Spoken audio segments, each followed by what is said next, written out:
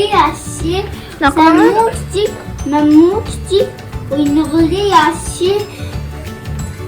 Oynaylı bir sayda aptab ötüp kalmışsın. Bizde oyna başkalar chatta qarab kalmışsın. Qancha qatim o'qidingiz bugun? 10 qatim. Har kuni 10 qatim o'qiysiz.